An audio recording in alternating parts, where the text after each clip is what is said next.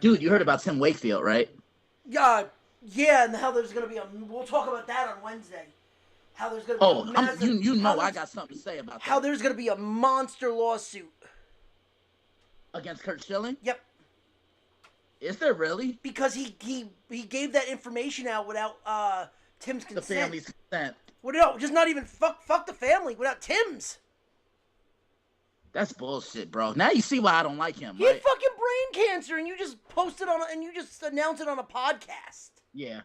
All right, you ready? Yeah, let me just pull up the score in ESPN real quick so I have something. Yeah, let me get the chats up so that way we can chat during. And it's still the same thing. Still say, we're going to phone calls now, and Yeah, then just do it like you normally do, and yeah, then just I that's when you do all your good stuff. yeah, like that's why I liked how that went, because it was like that 5 minute wait. Okay. Yeah, because nah, man, I had to piss like a fucking pregnant woman. Like, Piss like a racehorse at a glue factory. nah, fuck a racehorse, a fucking pregnant woman. Hey, at least you didn't have the cravings like a pregnant woman. Hey, fuck you. D, Oh just, God. D just goes by me. Oh Jesus. Tell her this is how me and you are. Oh yeah, and this is not how you and Chris are. Oh, with me and Chris, it's got every fifth word is the F word. Dude, no, not even that. What Chris is, oh, I don't know what the fuck to do. Notre Dame. Yeah, dude, because he was in my inbox yesterday talking about, God, Marcus Freeman and Al Golden are pissing the season away. Then this morning I get another message. Oh, God, Hartman and Estime, they really saved our season. Which one is? His Twitter was like a freaking bipolar teenager. Yeah, it was. You're not wrong. Like, oh, well, another disappointing year for Notre Dame. Oh, great, Notre Dame won. Make up your fucking mind. Bro, you need some freaking type of Xanax and shit like that for fucking bipolar. Holy crap. Swear to God. My God, yeah, and then, Trojans. Now you see why I don't use them. That was insane. Oh, we gotta talk. We're gonna talk about Wednesday. We gotta talk about Holiday. About who?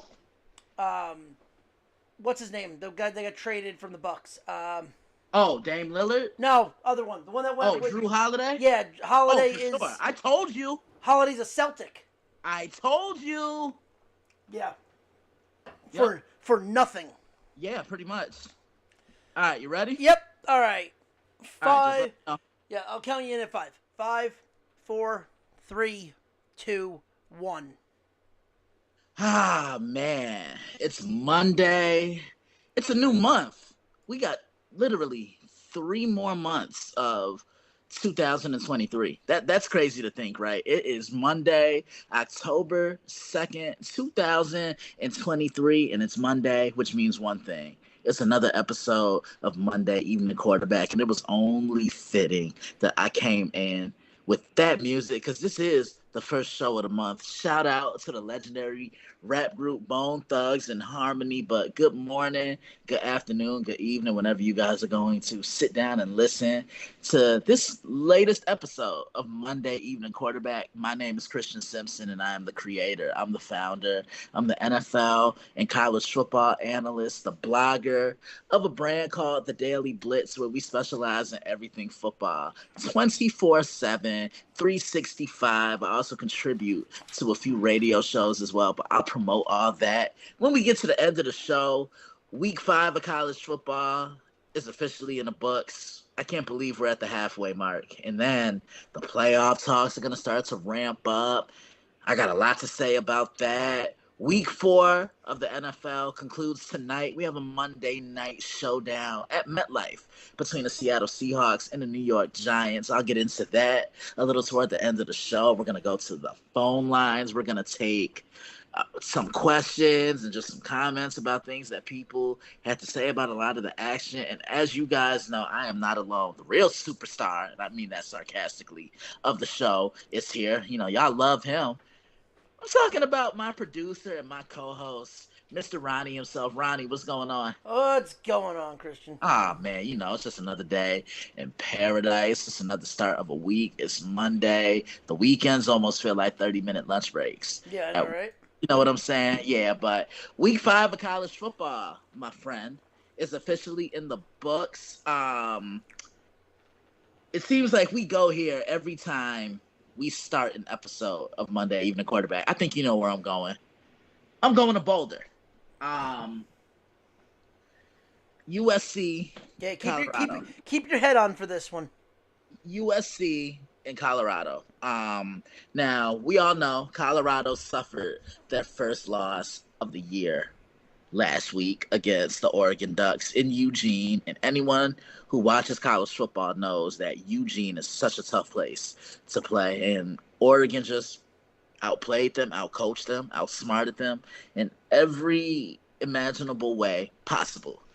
This Saturday, they play Caleb Williams, who just happens to be the reigning Heisman. And to be honest with you, I think he's the front runner right now for the award once again. And the USC Trojans. Now, coming into this game, I said that for Colorado, this was going to be a tougher game for them because Colorado has a better quarterback than Oregon, and that's no knock on Bo Nix, but Caleb Williams is the real deal.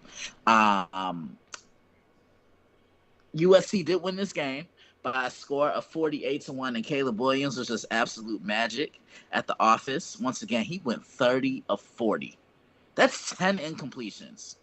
Okay, like understand what I'm saying here. He went 30 of 40, right? With a For 10, 403 yards passing and 6 touchdown passes with he one averaged interception. he averaged With, 10.1.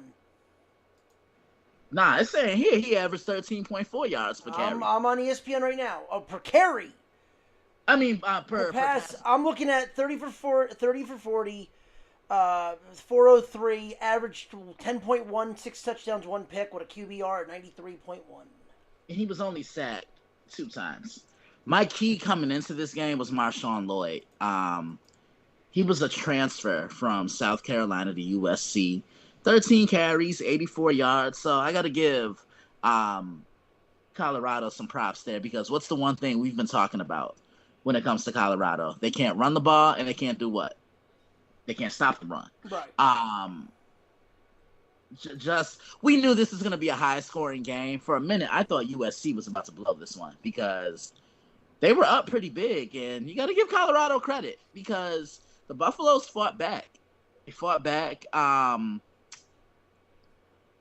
they outscored USC by 14 in the fourth quarter. I mean, USC pretty much, they were just getting everything they wanted in the first half of this game. Now, let me ask you something real quick. Mm-hmm. If Hunter or Shiloh was in this game, do they win this? No, I don't think so Okay. because they don't have the reason why they wouldn't have won this game. They don't have the pass rushers to get home, and that's where I think Dion is really going to focus on a recruiting path this year is getting guys that can get to the quarterback, and they need to really bulk up in the interior of that defensive line. They need some dogs on that offensive line as well. Like, don't get me wrong, the left tackle and the right tackle are good, but I'm talking about the offensive guards, the left guard, the right guard, and the center, because teams know how to attack Colorado, and it's right up the middle. Right? No, I think Travis Hunter and Shiloh Sanders would have made things beyond interesting, but at the end of the day, let's say those two did play, right? Yeah. At the end of the day, USC still had the edge at the most important. Yeah, I was gonna say I don't think Caleb dropped 6 touchdowns. How many touchdowns do you think he would have? I think he probably would have had 4, but on the back end, you would have had Shador that would have probably not dropped 4 either. He probably would have dropped 3. It probably would have been the same type of score, but it would have been less scoring. Yeah, and can we stop with the whole Shador Sanders isn't the real deal? Because this kid balled out on Monday. I mean, on Saturday. God, I'm getting my days confused. he's still very green. Luckily, he's a junior. Right. And if anyone doesn't know what green means, new. He's still very Yeah. new. I use wrestling terms a lot, so just Yeah. heads up on that. Yeah. If you're seeing that, so he still has his senior year, and I think he's still I think he redshirted.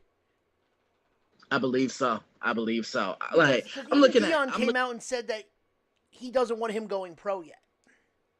because he's not ready. No, well, He's not ready. because That's he's what not going to really be the saying. because he's not going to be the number one pick. That's coming from Shador. Yeah. I mean, look, this kid really held his own against, in my opinion, the best player in college football yesterday. He was 30 of 45, 371 yards passing, 4 touchdowns and 1 interception. He was sacked 3 times. And guess who the second leading rusher was for Colorado, Ronnie?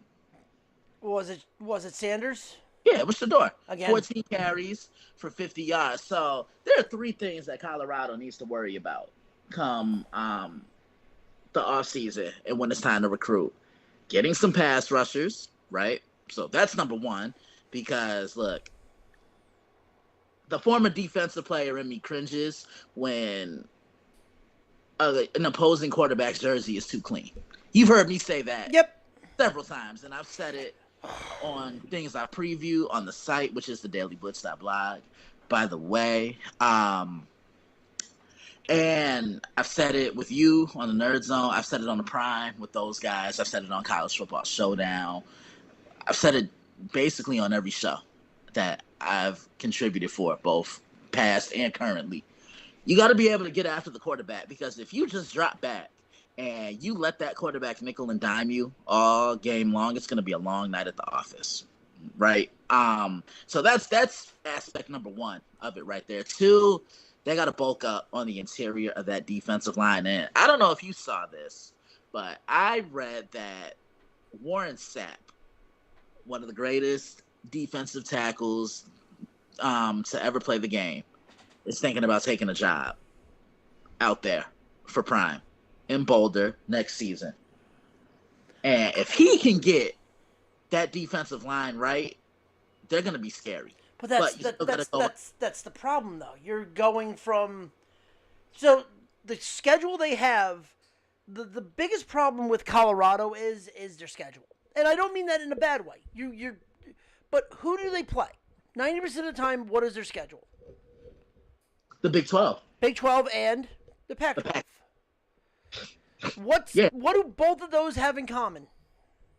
They're teams that like to push the ball up the field with high-paced offenses. And? No defense. Exactly. Yeah. So, you have Shador that's putting up these outrageous numbers. Okay, yeah. What happens if they show up and they play a team like, let's just say, throw it out there. Okay, what is Shador going to do against an Alabama?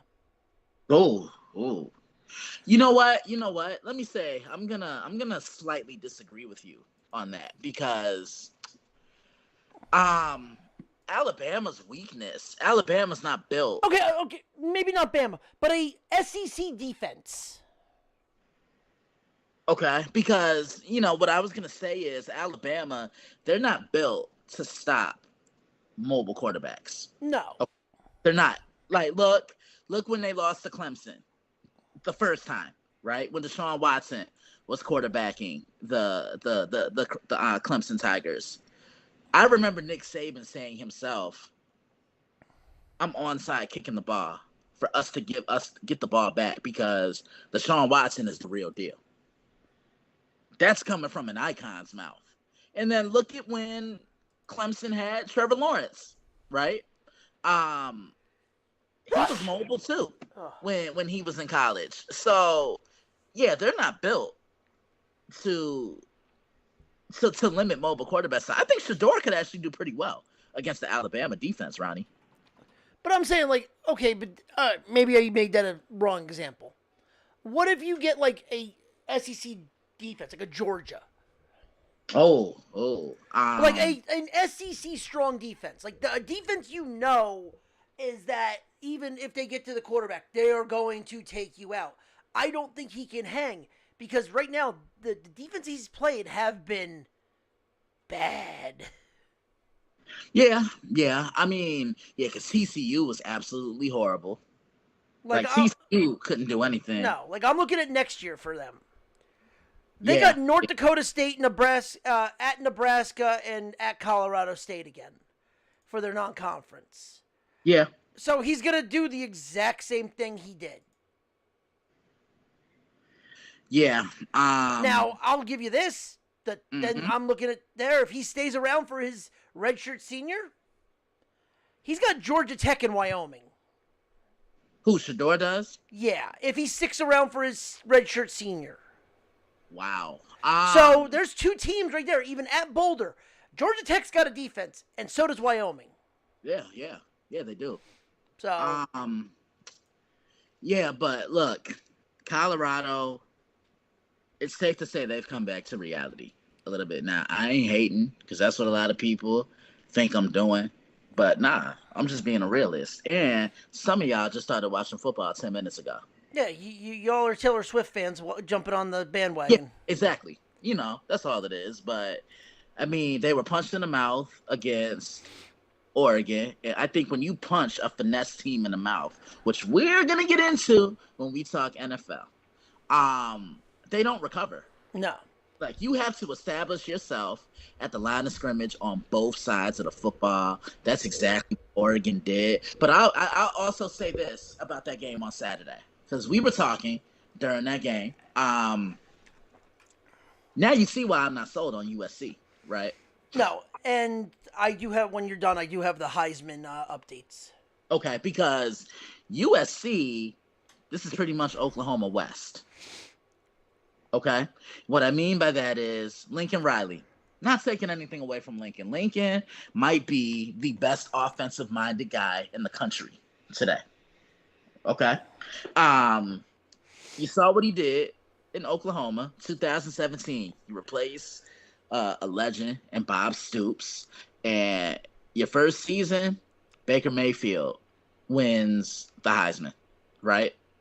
You get to the college football playoff, and you lose an absolute thrilling game. I know you remember that game. Yep. You lose an absolute thrilling game to the Georgia Bulldogs at the Rose Bowl. At that, Yeah. Baker goes number 1 overall, right?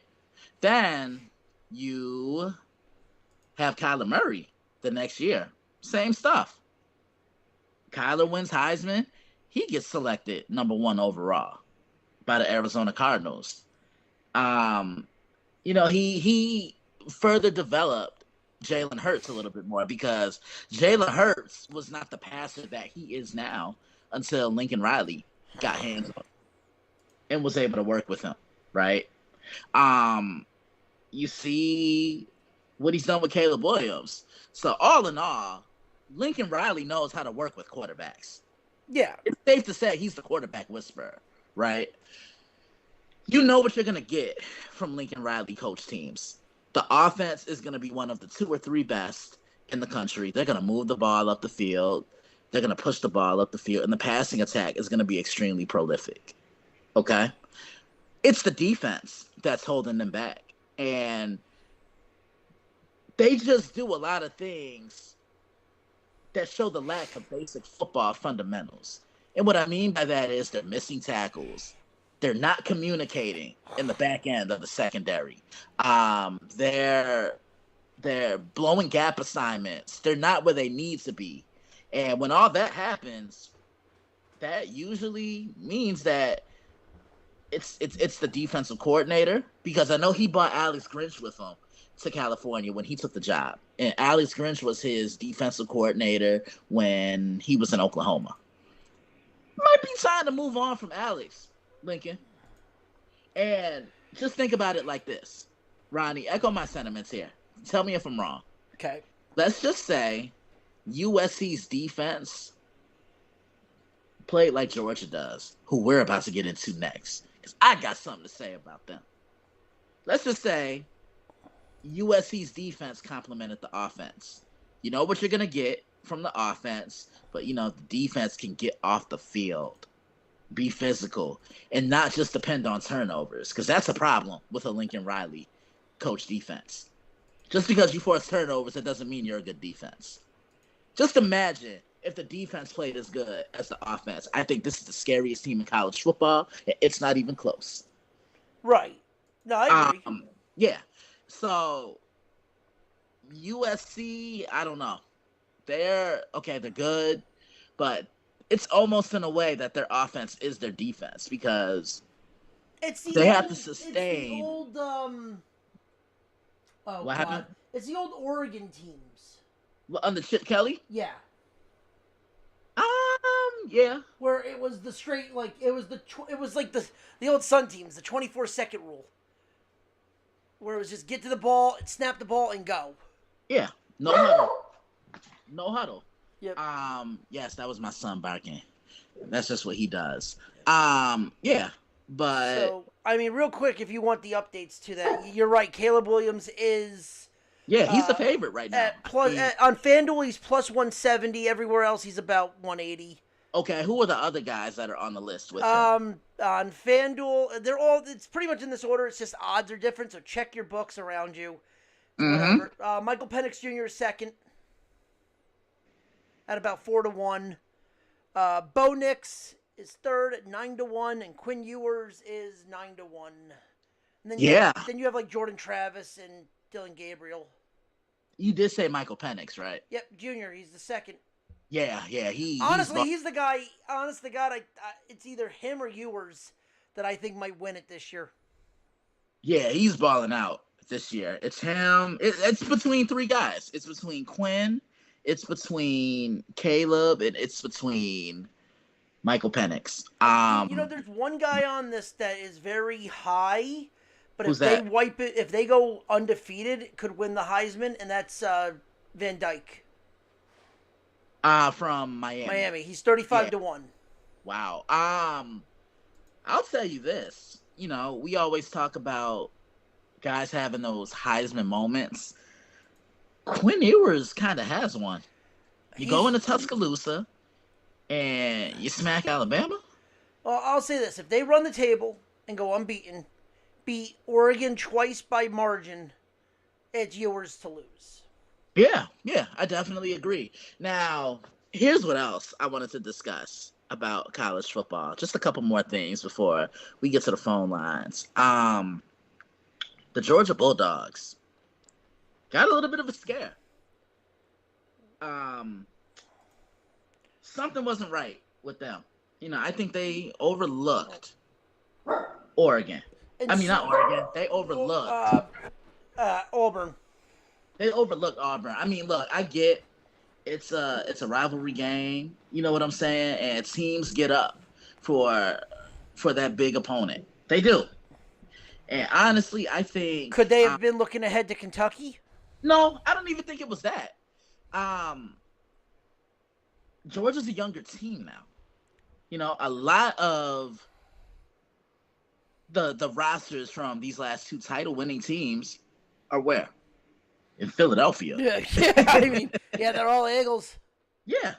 I don't want to say that they overlooked Auburn, but you have to realize something. When you're the team that's hoisting what everybody wants, which is the college football playoff national championship trophy, when you're the defending champions, you have a bullseye on your back. And you're going to get everybody's best effort because this is the best I've seen somebody play Georgia maybe since Alabama in the 2021 SEC title game. I was going to say, there's one other team that I would say that played them just as good. And they South Carolina? No. It was last year in Missouri. And Ohio State. Ohio State played them pretty tough, too. Yeah, but I'm saying Missouri had them on the ropes the entire game. It literally came down to the final 2 minutes where they had to put a field goal through to beat them. Yeah. But, Georgia, their run defense didn't look all that great the other day. Peyton Thorne, the quarterback for Auburn, was Auburn's leading rusher. 12 carries, 92 yards. But guys were able to kind of run the football on them. Um, just kind of looking overall at the numbers for everything with Georgia, Carson Beck, he grew up yesterday. Hostile environment on the road. He goes 23 of 33, 318 yards rushing, and 318 yards passing, excuse me. One touchdown and one interception. Brock Bowers, that's a grown man. Right. That's a grown man. You gave it to your best player at the end of the game. That's Listen, the reason they won. 8 receptions, 157 yards receiving, and one touchdown. Average damn near close to 20 yards per reception. And I told you who he reminds me of, right? Have I ever mentioned Gonzo? Nah. Gates, sorry. No, not even him. Neither one of them. I mean, one's a Hall of Famer. One's about to be a Hall of Famer. I see more. He's kind of like a quicker Jeremy Shockey to me. Okay. Yeah, I took it back. Yeah, he's a quicker Jeremy Shockey to me. Did you see that touchdown? Yeah. Dude, I don't even think just the Auburn two attempted catches. it. Just the two catches leading up to that touchdown, the one-handed grabs. I don't even think Auburn wanted to try and tackle him. Seriously. Yeah, so Georgia is 5-0. Auburn gave them all they could handle. And I'm kind of glad Georgia played in this type of game because the blowouts can kind of get boring after a while. Like if you expect to blow someone out, it's almost going to become too easy for you. Well, look at Bama like 4 years ago. What about them? When they just freaking ran through the table and it's like, all right, let's get to the SEC title game. Yeah, definitely. But here is my alarming stat about this game. Georgia gave up 219 yards rushing. Yeah. To Auburn. And we know how stout of a defense Georgia has had the last couple of years, but that just goes to show you anybody can be dealt with physically. And if you want to handle a physical team, you got to be able to be physical with them right back. So if you're a team on Georgia's schedule moving forward, I think Auburn kind of unveiled the blueprint on how you can get at the Bulldogs. Run the football. Get that push up front, establish yourself at the line of scrimmage, and run the football. Anything else you want to add about this game, Ronnie? No, not really, because there's not a lot to add. It's just exactly how it looked. It's just they ended up getting, like, they were sleepwalking. There was a lot of people that I looked at them, and I looked at Penn State were sleepwalking. Yeah, early on, and then they turned it on when they had to. Yeah. Yeah, but Michigan, they go to Lincoln, Nebraska to play the Cornhuskers, and this game wasn't even close. Yeah, Corn got corned. Look, by the fourth quarter, it's a 35-0 lead. Yeah, Nebraska, they did score a touchdown in the fourth, but it was just too easy. And everybody wants to say J.J. McCarthy's not good. Okay, that's your opinion, but he was efficient in this game. 12 of 16, 156 yards, and 2 touchdowns. No interceptions, and he wasn't sacked at all. And Blake Corum was your leading rusher with 74 yards, and Donovan Edwards was the second leading rusher with 48 yards. You and I were talking on Saturday after the game, and you said you think Michigan should be ranked number 1 over Georgia. Do you still stand by that? Yeah. I mean, I'm a Michigan fan, so that's kind of easy to say. I think Michigan should stay. I think Michigan's fine where they are. It's not really going to matter right now until we get to the playoff polls. Right.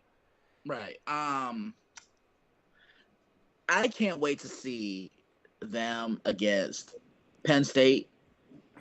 Um, I Like, know they've had their share of struggles like they personally and off the field, but Michigan State is always a game. well they got a rivalry next week too. Who They got the big brown jug. against Minnesota? Yep. That's gonna be tough.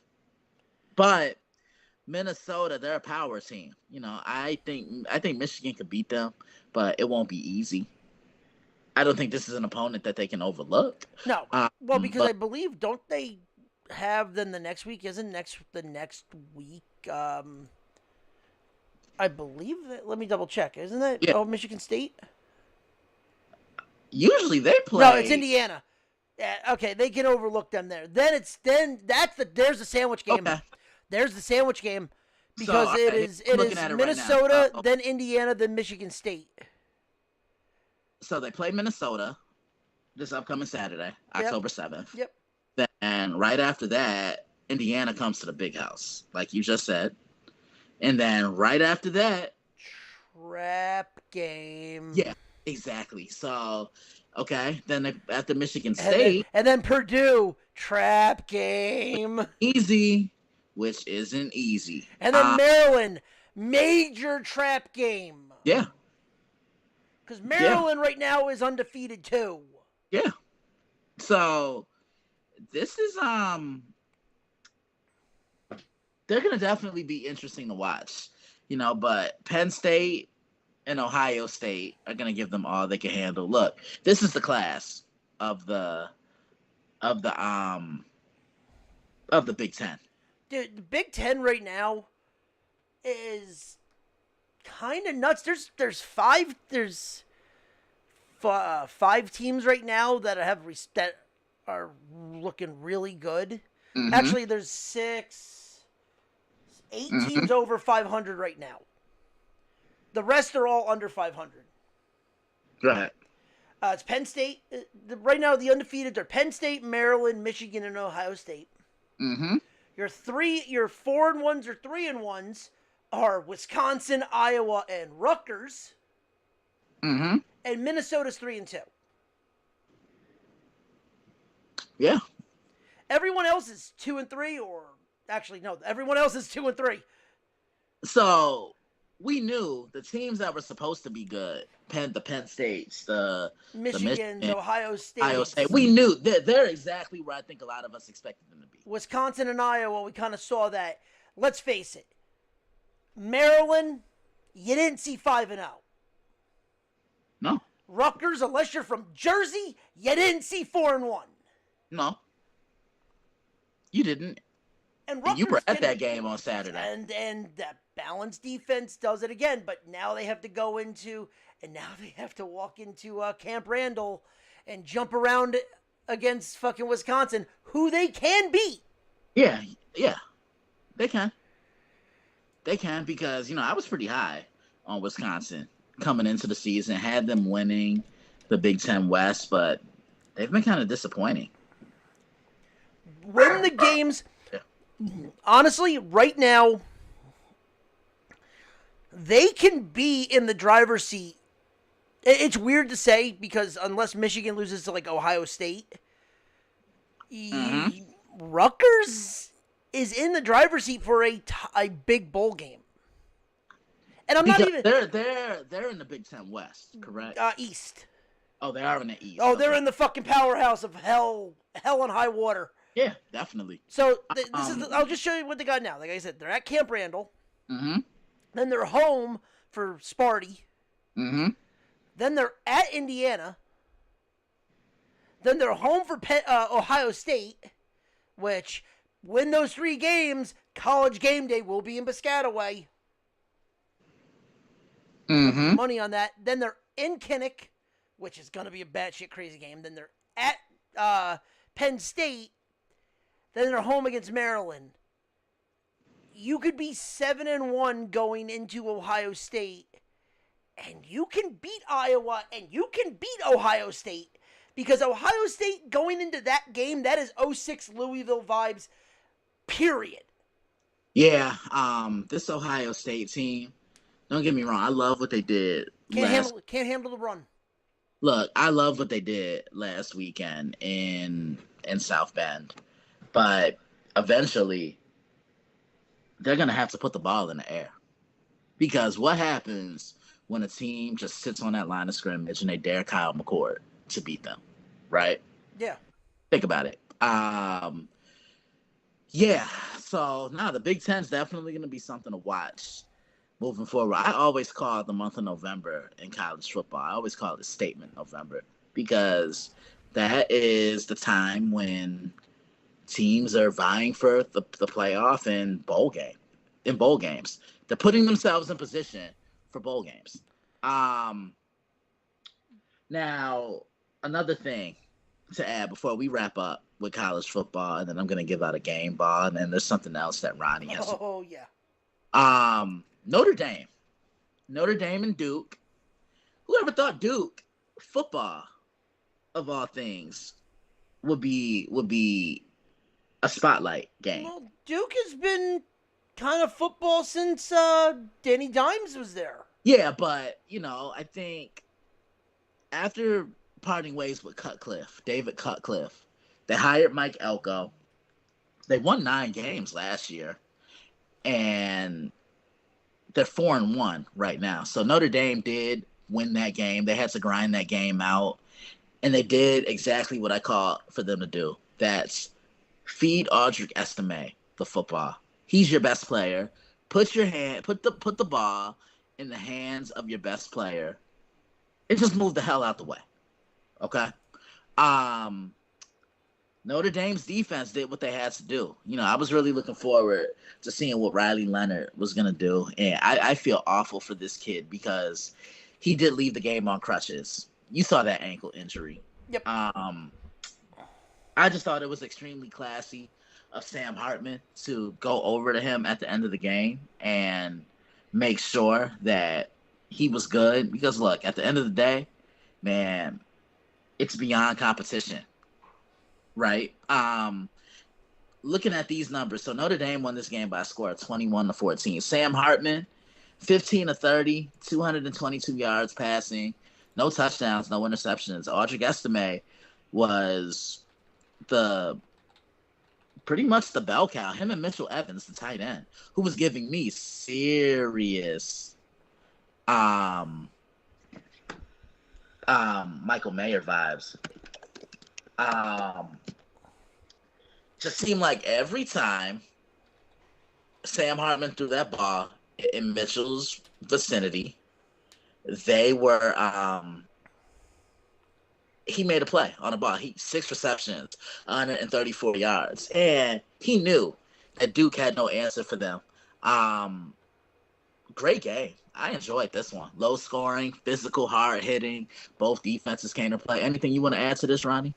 No, I thought I enjoyed every bit of that game.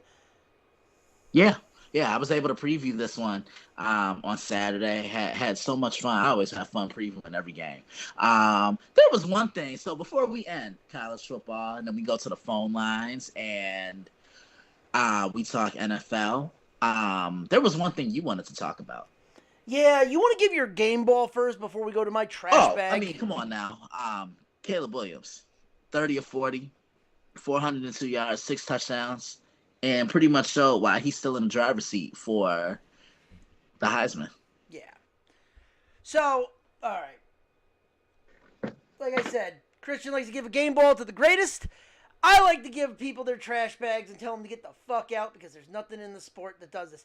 And you have 2. One of ours is the same, but I also have another one. And I posted this on my Twitter on Saturday.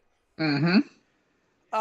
But the one that me and you both have to talk about is the shit that happened on Friday night with Louisiana Tech's linebacker, Brevin Randall.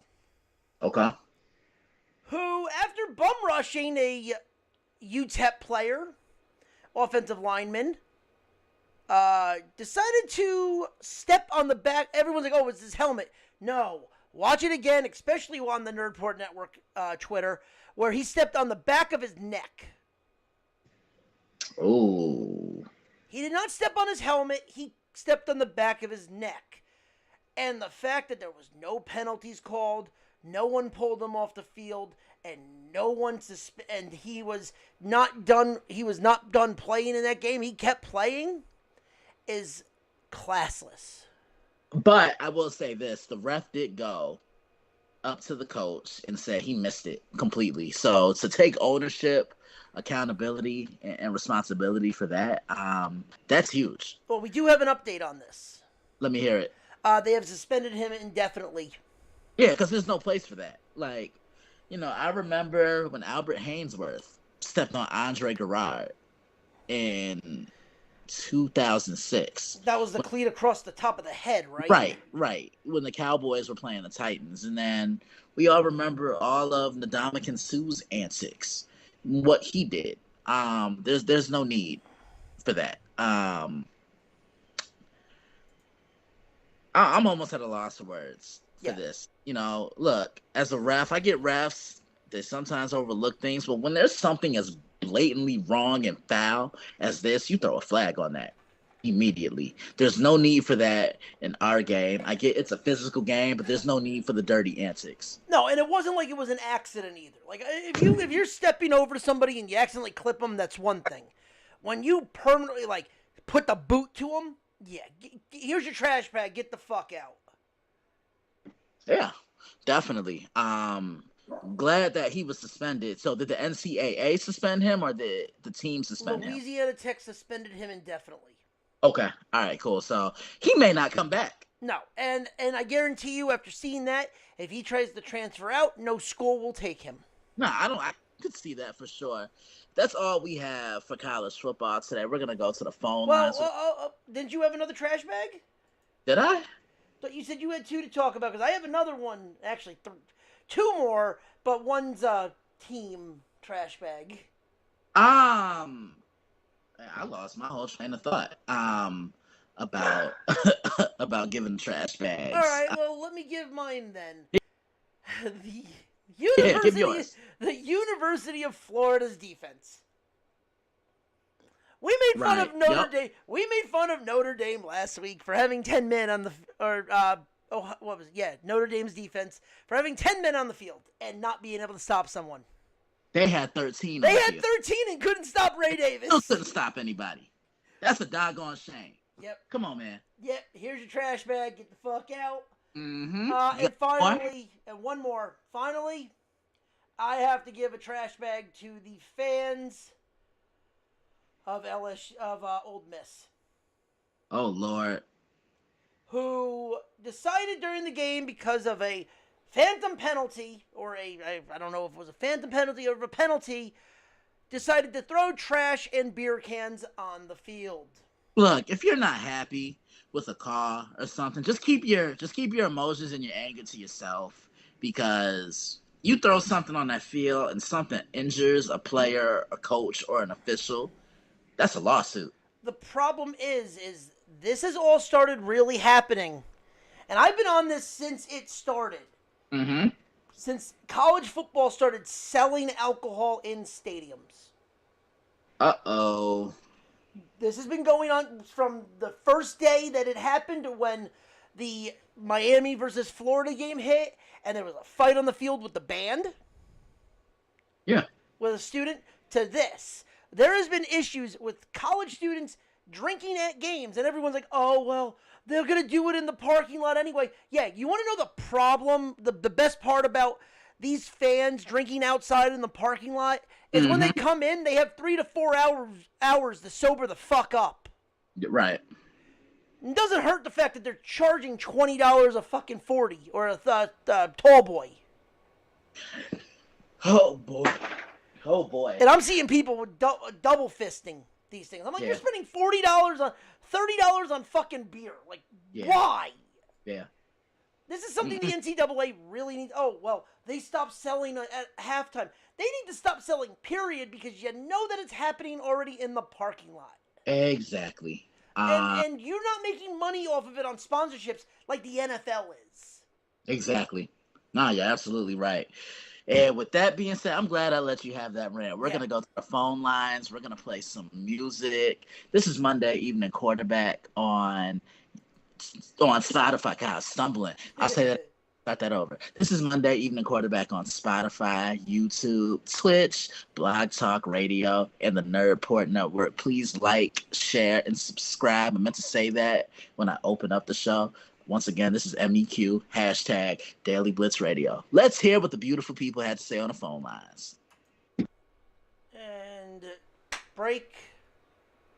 All right. You need to use the bathroom. Yeah, I'm going to piss real quick. All I'll be right. right back. I threw So, a three. how many minutes? How many minutes? I threw a 3-minute commercial up, so we're All good. right, cool. Cool. Let me know. All right. Yep.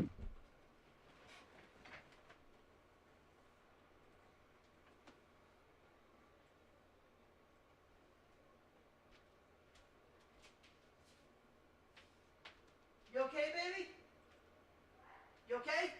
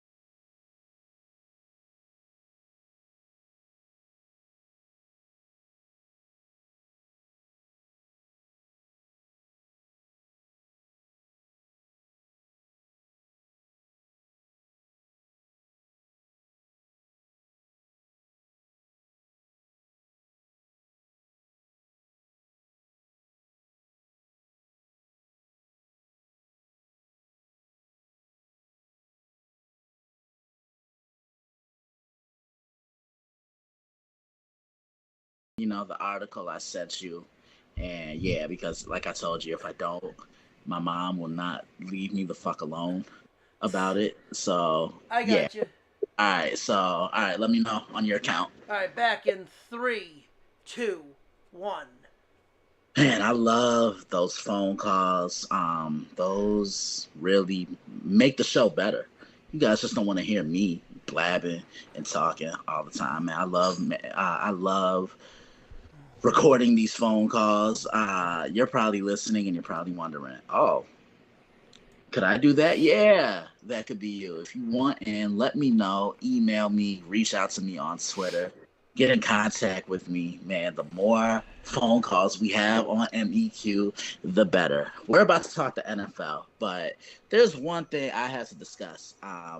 So my mom sent me an article the other day about a here, let me get it up just to make sure, because I don't wanna miss anything. I don't wanna um get anything wrong as I'm talking about it.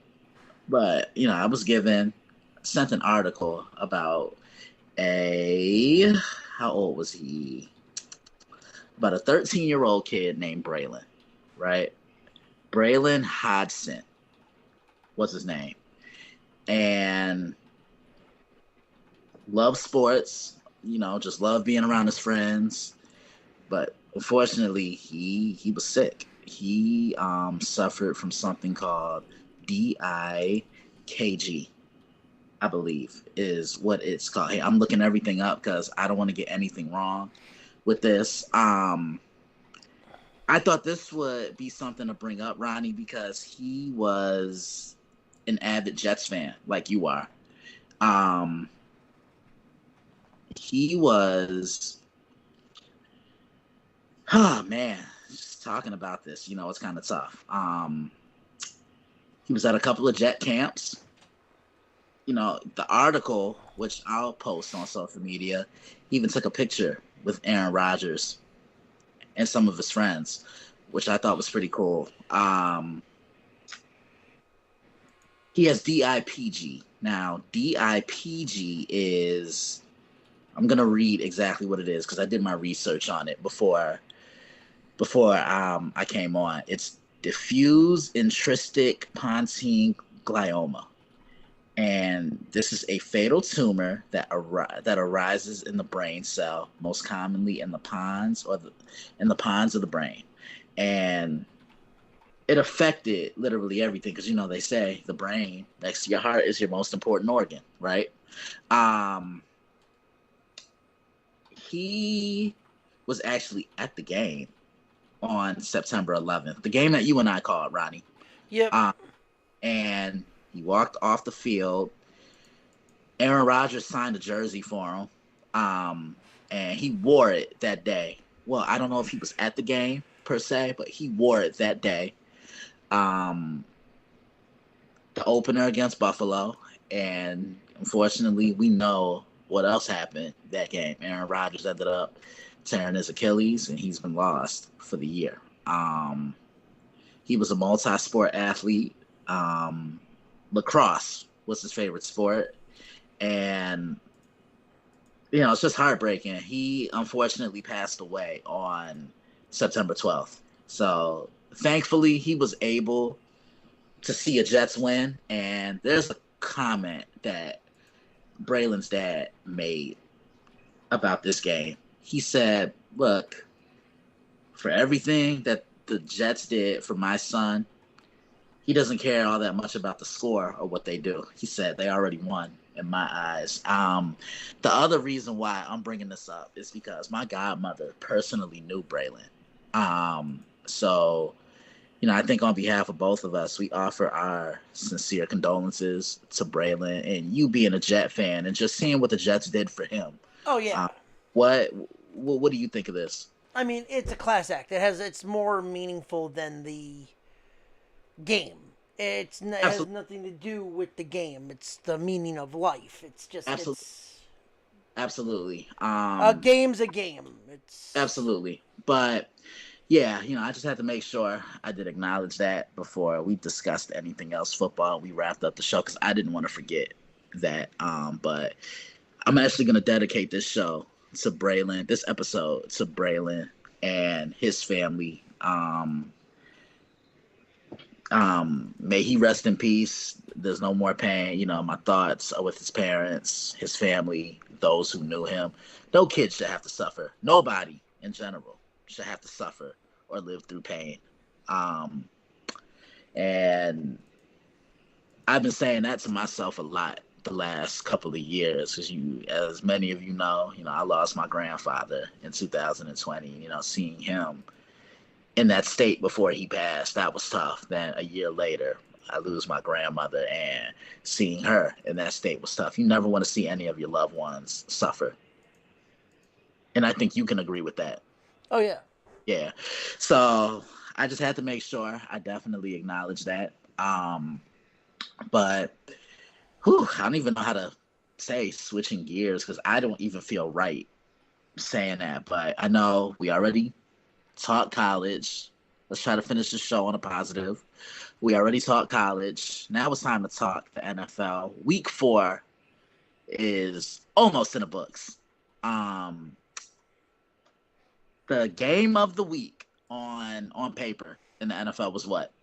The Miami Dolphins and the Buffalo Bills. Now, Miami, they've been the talk of the NFL the first 3 weeks. A blazing offense, speed on offense. Tyreek Hill's playing at a historic level. Tua was healthy. I was able to preview this game on Friday, right? And I called it to be continued, but I spelled it with Tua's name. I don't know if you caught that, Ronnie. Yeah, I caught it. Clever. Yeah, I try. Thank you. I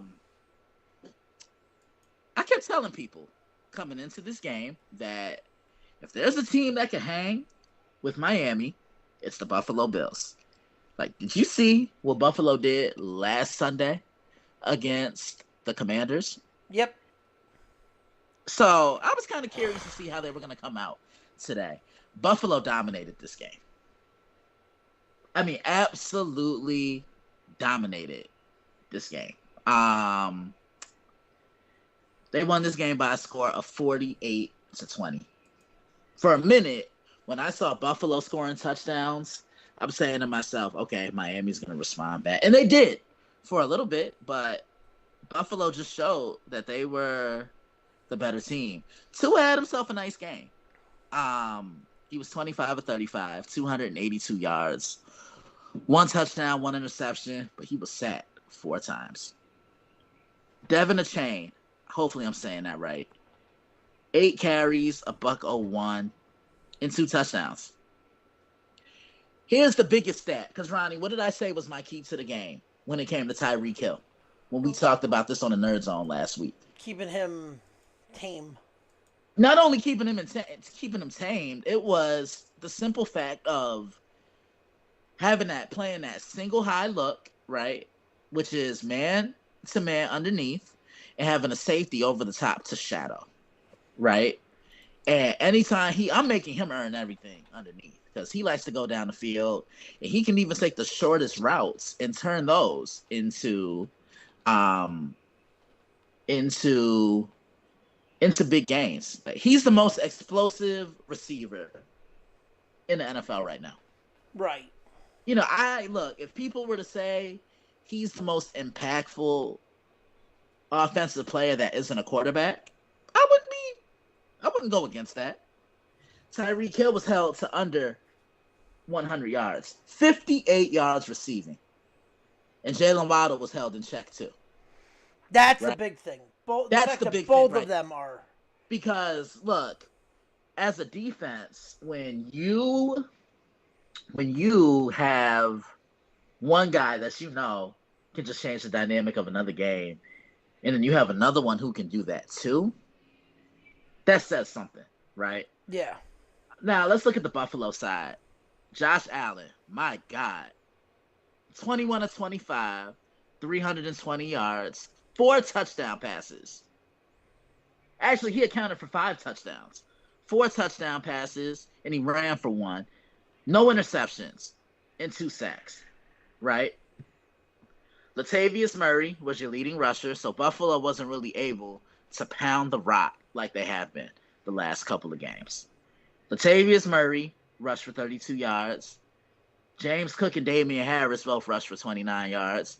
But Josh Allen wasn't your leading rusher again. 4 carries, 17 yards. He ran when he had to. Stephon Diggs, 6 receptions, 120 yards, and 3 touchdowns. And Gabe Davis caught the other one for Josh Allen. Right.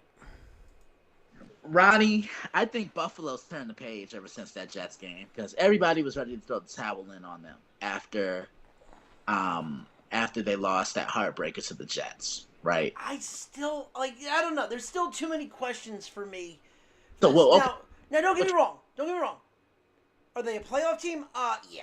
Yes. I will say that now because, I mean, obviously with the Jets pretty much being SOL, mm-hmm. You kind of have to look at it that way, that the Bills are probably going to get if not the division. I still think Miami right now is the team to take that division. I don't know about that because watching that game yesterday, what did Miami do in week 3? How many points? 7. They gave up 48 defensively. Yeah. And that's a knock on teams with high-octane offensives. They can outscore you. But the thing about that is Miami's too finesse. And what did Buffalo do? I said in my preview, and I said before I even released the preview with you, that for Buffalo to win this game, they have to establish themselves at the line of scrimmage and be physical. And look at what they did. Miami got punched in the mouth. And let's be real here. Miami hasn't really seen that. Look, the Chargers couldn't stop cyberbullying. Let's just get that out the way. New England gave them fits, but they were able to kind of get through that. And then what they did to Denver last week was just inhumane. They were punched in the mouth. And yeah, I know it's one game, but it's kind of a concern about their defense because say if their offense isn't able to get it going like they weren't today, then what? You see what I'm saying? I think this game showed me that Buffalo is still the class of this division. Well, here's the thing. The one thing about this that is very understanding is the fact that this also happened in Orchard Park. Yeah, definitely. But let's not act like Josh Allen hasn't ascended when he's played the Miami Dolphins. I think now he's 10-1 all time, with his first loss coming against them last year. I mean, let's see what Miami does at home next week against the Jets. Yeah, but then they got Carolina. Then they're at Philly. There's the next big Giants week, actually. Oh, the Giants. Sorry. Yeah, they play the Giants next week. Hey, Score. If you're gonna put NY, put who the fuck they're playing. Exactly, but yeah. Well, they got them Thanksgiving week. I've seen people say that Buffalo's kind of look like the class of the AFC. I don't know if I'm ready to go that far yet, but they've bounced back. Here's the thing. The Bills are a great regular season team. Yeah, let's see if they can, the way they've played early on, let's see if that can transfer over into the postseason. Because, look, don't get me wrong. The talent's been there. Right? When Josh Allen is in control like he's been these last couple of games, they're going to be a tough out. I think last week against Washington was the best I've seen the Bills play on the defensive side. Because look how they were just swarming to the ball. 9 sacks, 4 interceptions. And today, they recorded 4 more sacks on a quarterback that's been playing pretty doggone good. Yeah, that's all I really have to say about that. What else caught your eye in week 4, Ronnie? Honestly, nothing really. I mean, the fact that we had a Toy Story game over in London. Oh, yeah, we did. Nice bounce back win by Jacksonville, and they're back over. They're staying there. They're staying there because they play Buffalo next week in in London. Desmond Ritter's not ready yet. No. Add a couple Um, pieces, maybe get a quarterback that's ready to help elevate your team, and I think they'll be okay. But he's shown that he can't beat you. Kenny Pickett out with a knee injury. I'm actually glad you brought him up because I honestly think he's getting a little too much flack. Everybody wants to say he's a bust and whatnot, but I'm over here and I'm saying, look, I believe in Kenny Pickett. I really do. It's his coordinator I don't like because I think they're trying to get Kenny to do a little too much. Yeah, I agree with that. You know what I'm saying? Like, Matt Canada isn't catering to his quarterback skill set. And then I want to talk about another young quarterback after this. I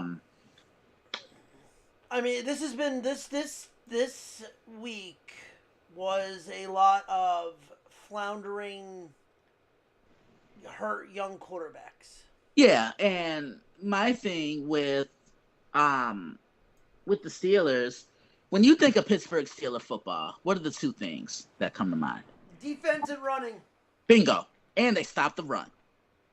They need to build this offense around Najee Harris. Remember what the Steelers did for young Ben Roethlisberger when he came into the league? Yeah, got a freaking heavily, guy like Palomalu and right, and they lean heavily on the running game. Like, yeah, Jerome Bettis was at the tail end of his career, but he was still able to get you some yards here and there. And they just, they surrounded him with running backs, and they only asked him to make a pass when it mattered. Yeah, like honestly, that's honest to God what the Jets need to do. Like with their offense, it's the exact same thing. Yeah, but the Steelers need to go back to the basics. They got to go back to their blueprint: running the football, playing good defense. I mean, they got gashed yesterday in Houston. I mean, Houston punched them in the mouth, and it wasn't even close. I don't even think the Steelers scored a touchdown in that game. Maybe you could tell me this. Does Chicago have a first pick next year? Yeah, because they have Carolina's pick. Because you remember they got that when they acquired DJ Moore. Okay, good. So they're gonna most likely be the first pick of the draft and get Caleb. So okay, I want to talk about that because they are going to get rid of Fields. I know I've been one to kind of joke around and troll the Chicago Bears, but I want to say this about Justin Fields. Yes, I did make a post saying Mrs. Fields is greater than Justin Fields. I did say that. I mean, shit. Let's turn over.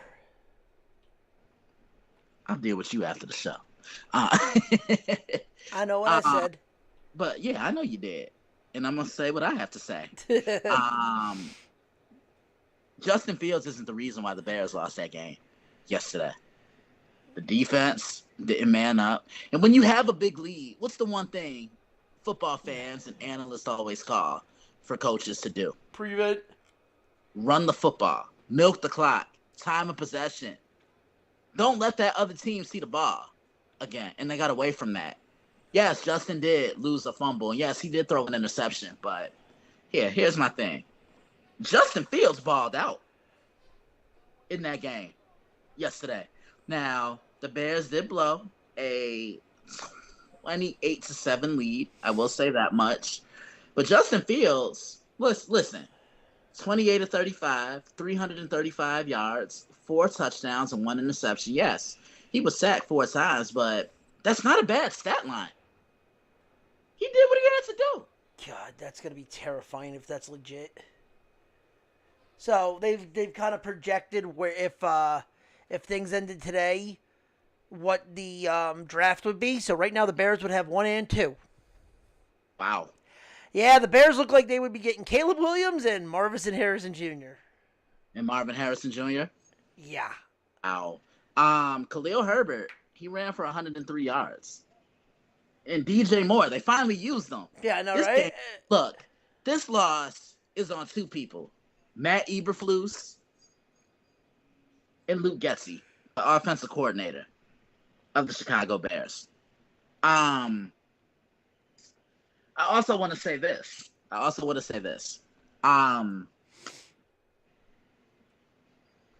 Denver. I really wanted to see how they responded in this one, and I mean, they came back. They won their first game of the year. Russell Wilson was pretty good. 21 to 28, 223 yards passing, and 3 touchdowns. Right? Yeah. That's a tough way to lose a game, but don't slander Justin Fields. That's all on coaching. I remember I was saying to someone the other day, and I said this in a preview too. If the Bears are gonna go after a new coach and they're gonna decide to part ways with Matt Eberflus, you know who I think they need to go after? Who? Ron Rivera.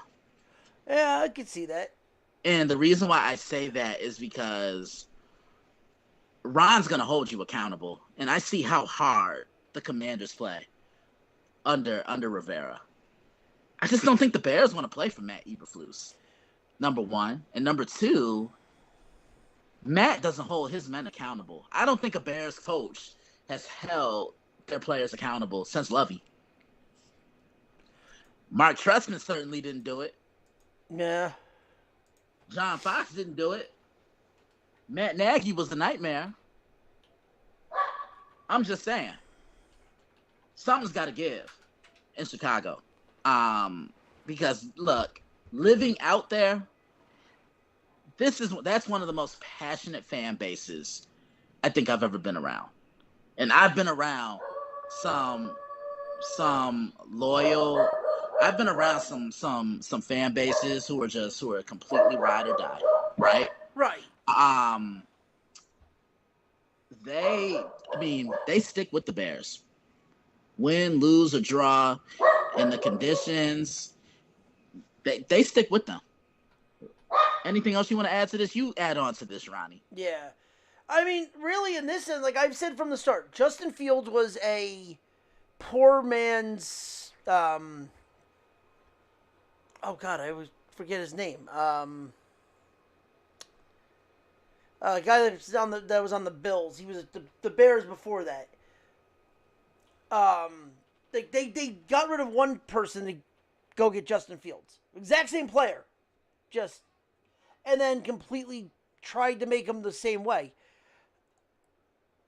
No point for that. Like, it was absolutely no reason for that to happen. Mm-hmm. I'm trying to think. Who was the guy that they got Fields instead of? They traded up for Fields. Who was the original quarterback? It was, who was the Bears quarterback before Fields? Mitchell Trubisky. Yeah, there you go. Thank you. Trubisky, like I said, Trubisky is the exact same style of player as Fields, and they completely decided to shit on that. And then try to make Fields their quarterback when exactly how Trubisky played. And then what? You get what you reap what you sow. Because I remember I did it on Wednesday's show. Everyone kept saying to me, "You're out of your mind. You don't know what you're talking about. He's a better player than Trubisky." Really, I beg to differ. Yeah. Ooh, that's a good debate. That really is. They're the same player. Listen. Nah, I think Fields throws it a little bit better. But here's the thing. Both players play with the drop back and take off if needed. But they've stopped. They did it with Trubisky, and they got rid of Trubisky because he wasn't running the ball. Well, then, we're going to get Fields, who does the exact same thing as Mitch, and have him run the same style. Well, if you're going to run the exact same style as Trubisky, you're going to fail like Trubisky did because he's not going to conform to that offense. Just remember, the Bears passed up not only on Patrick Mahomes, they passed up on Deshaun Watson too. Just imagine if they had one of those two guys, where they would be right now. Oh, yeah. Well, I mean, depends on if, it really depends on if, it's the same shit. Like, it really depends on if it's the same coaching staff. Yeah, that's very true. Here's one thing I wanted to elaborate on something else that caught my eye in week 4. It's time to panic in Cincinnati. Something ain't right. Joe Burrow got all that money, right? And rightfully so. He should have, right? Um, but there's no type of camaraderie with their offense. Like it just seems like Burrow's not on the same page with Higgins, with Boyd, nor Jamar Chase. Number one, they're not establishing Joe Mixon enough. That's number two. And defensively, they lost Jesse Bates and they lost Von Bell. Um, and I also think Joe Burrow's a little bit more hurt than he's letting on because the Bengals just haven't looked as explosive as what we're used to seeing. Remember, they got punched in the mouth by Cleveland in week 1, right? Held to 3 points. They put up 24 on Baltimore, but they lose that game. Even in the win last Monday night against the Rams, the offense just didn't look electric. They didn't look explosive. And then yesterday in Tennessee, the Titans beat them down. And I think the Titans took it personally because remember, Cincinnati beat them in the playoffs a couple years ago. And they beat them last year in the regular season. Something's not right. And it's making me wonder what's really going on with Joe Burrow. It just seems like he's not there mentally. And what's crazy is one, Joe Burrow was my preseason pick to win MVP, and the Bengals were my pick to come out the AFC and get to the Super Bowl. And right now, both those predictions are making me look really damn bad. Yeah. I think it's time to be concerned right now in Cincy because there's something's just not, the math ain't mathing. Right. I don't know what it is, but the Bengals, they're getting punched in the mouth. I mean they beat them down badly because I'll give Joe Burrow props.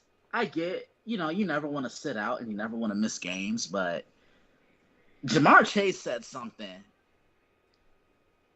during the preseason after Joe got hurt that's kind of stuck with me, and it kind of makes me wonder, oh, okay, maybe he's on to something.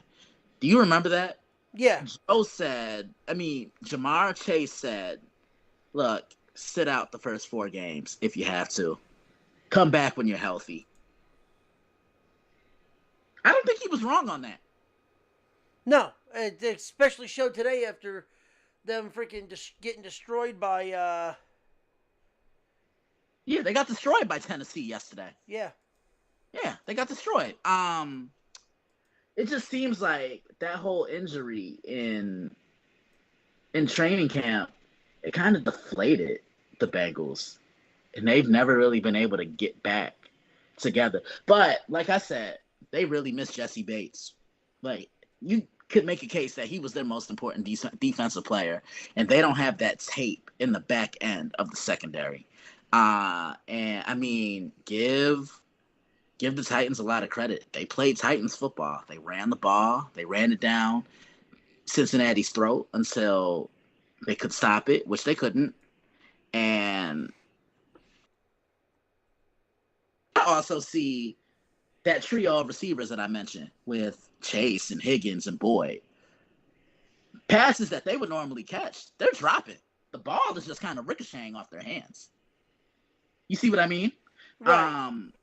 But like I said, I think Joe is a lot more hurt than he's allowing right now. The Baltimore Ravens, even with their issues and their injuries, they're the class of the AFC North right now. Unless Cincinnati can regroup and refocus, but it's not looking good right now in Cincinnati. No, He's not. tough, but he's more hurt than I think he's showing. I agree. And it's like what my co-analyst, Mr. Cole Johnson, said yesterday, or as I call him, Coach. The Titans just didn't beat the Bengals. They beat down the Bengals. You know you're not good when you've been held to a field goal in 2 of your first 4 games. Right. Something's got to give. Like, something ain't right. Yeah. Anything else you want to add, Ronnie, before we wrap this thing up? No, I'm good. So let's okay. No one really left me any questions, which is okay. But Okay. if you want to, just follow us on Twitter, which I'll promote. Oh, the one Right. thing I want to ask you is Uh huh. quick analyze. What do you got for tonight? Monday Night Football, Seahawks, Giants. No Andrew Thomas. As of right And now, no, game time decision is Saquon's doubtful. game time. No, I read he was doubtful. I heard day to day, so that They'll was probably test them out. that was Saturday. Yeah, they'll probably. And then yesterday during the games, I saw he was doubtful. Okay. But you never know. They'll probably test him out prior to kickoff. But I trust Seattle's offense more than I trust the Giants at this point. And one thing I remember saying at the beginning of the year about the Giants, I think I said this to you too. The Giants, they snuck up on teams last year. They got to show that they can establish themselves and start early because you're not going to always be able to come back like you did in Arizona, right? Um, Daniel's the one thing that's holding them back is Daniel Jones. He's not a guy that's gonna move you to the mountaintop as a quarterback. Like the Giants need another quarterback. Plain and simple. They need another quarterback and they need more weapons on the perimeter. The Giants defense, I think they're gonna throw a lot of different looks at Geno, but I don't know if they have an answer for Metcalf and Lockett and Noah Fant and Kenneth Walker. I just think that's too much for the Giants to overcome. I think Seattle wins this game, and I think they win it by at least 2 touchdowns. What about you? What are you thinking about this one? I think as much as I want Seattle to lose, I think Seattle wins by 7. I can see it, but the Giants just don't have that firepower offensively that to keep up with teams. Like you can dink it and dump it only so long, and you can run the ball so long, but eventually you're gonna have to make some passes down the field. And Daniel Jones has shown that he can't do that consistently, at least. Yeah, I like Seattle. I think Seattle wins this game. I say 28-14. You want to add a score prediction? Uh, what is it? 21-28. So you're going 28-21 Yeah, Seahawks. yeah, Seattle. Okay. Well, with that being said, let's wrap this show up, man. It was another fun one, wasn't it? Oh yeah. It always is, man. I love doing this with you.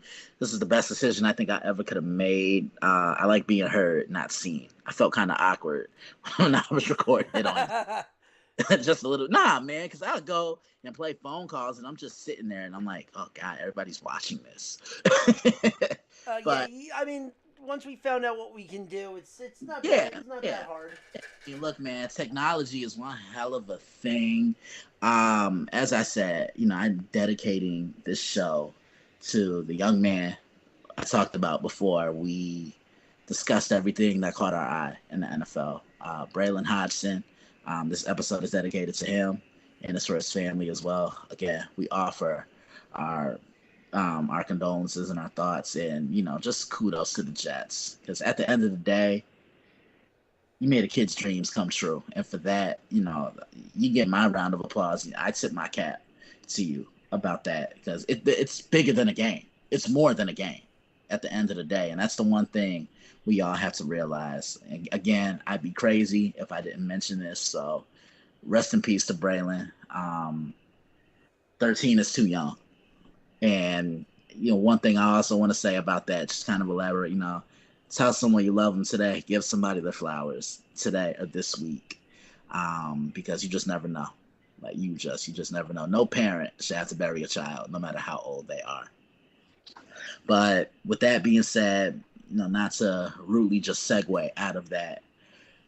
This is the end of the show. Man, as always, keep up with us on social media. First, log on to the website, which is thedailyblitz.blog, and enter your email address and become a subscriber today. Tomorrow, I'll announce what it is I'm previewing on the site. Schedule kind of made itself a little bit. It seems like it's been doing that a lot this year so far, Ronnie. Yeah. But looking forward to this up and coming week of games that will be previewed on the site. Once again, that's the dailyblitz.blog.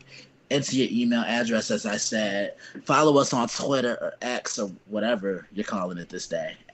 This X gonna give it to you. I don't know. Yeah, X gonna give it to you. I don't know.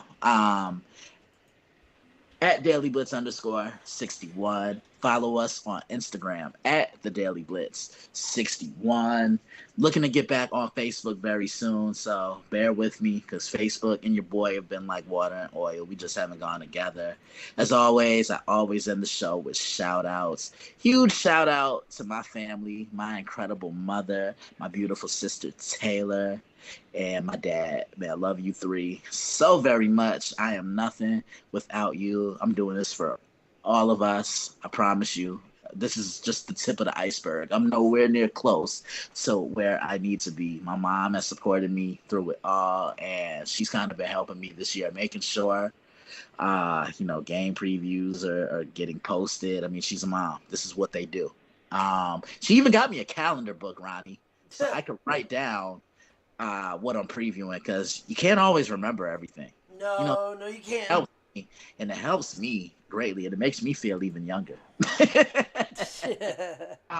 Yeah, my sister Taylor, love her so much, and I'm always so proud of you, man. You caught up to my 28-year-old self. Nah, she's turning a big 25 this year in a couple of months. My son, or better known as my dog, Sieves, who you heard bark a couple of times during this episode. I think that was him just kind of giving him his input. Remember, dogs are part of the family, too.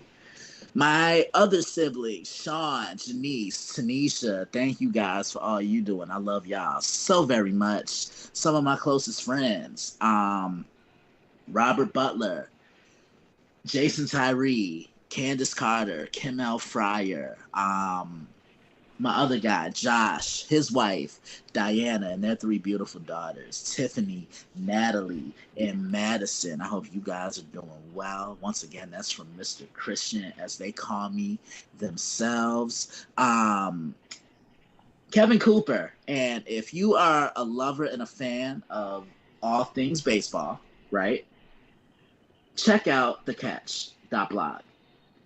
It's a phenomenal blog. Kevin breaks it down better than some of these professionals do on ESPN. So a huge shout out to him and a huge shout out to his wife and their beautiful daughter, Lynn. Some of my other friends, Corey Harris, huge shout out to Corey. He's been supporting me from the get-go. And you hear Siebes again in the background. I already gave you love, man. I'm going to start that over because I just got thrown off. A huge shout out to some of my other friends. Huge shout out to Corey Harris.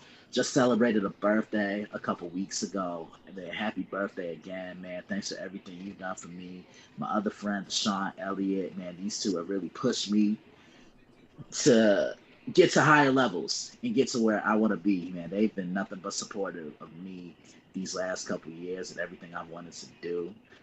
Some of my other friends, Rob Carter, Mike Griffin, Alex Bennett, huge shout out to you three, my guy Velo, my co-analyst who I mentioned a couple of minutes ago, Cole Johnson, better known as Coach, and our moderator D. He keeps us sharp. How can you keep up with me on the airwaves? Absolutely. This is what I'm here for, and this is why I do this. Every Monday Evening Quarterback. Make sure you like, you share, and you subscribe to the podcast. The episodes will be up every Monday evening. And right now, well, in a few minutes, I'm actually about to jump on the Prime. You can catch me on the Prime every Monday and every Tuesday evening with David On Point, TJ Hopkins, Israel Rivera. Wednesdays, you can catch me back with this knucklehead, better known as my co-host, Ronnie, on the Nerd Zone. God, I'm stumped. It's Monday. We even though it's the Nerd Zone, we've changed it a couple times. It's mostly we've been calling it the betting window. Yeah, but I'm back on the Nerd Zone, or the betting window, as you want to call it, with Ronnie, John Danzo, Ryan Shaw. Huge shout out to those guys as well. Every Friday, you can catch me on College Football Showdown, back on Prime Sports World with my main man, Israel Rivera. And Saturday on Instagram, What's on Tap. Sunday on Instagram, What's on Tap. And then you can also catch me on the Sports Cubicle on WCPT 820 AM in Chicago, Illinois. That is with Dan Marver, Michelangelo Mercado, Devin Tingle, and Paul Shavari. Man, I love every show I contribute for, and I love every show I've contributed for. Thank you guys for having me on your platforms to talk the sport that I've loved pretty much since I was 6 years old. We're about to get out of here again. Monday Night Football, Seattle Seahawks, New York Giants, and I hear that music. I'm already nodding. We're going to ride out to P. Diddy and the Bad Boy family because it's Bad Boys for life. We'll see you next Monday, God willing, back here on MEQ. Have a great remainder of the week, and I hope you guys enjoyed this episode just as much as we have fun recording this episode. This is Monday Evening Quarterback. For Ronnie Coomp, I'm Christian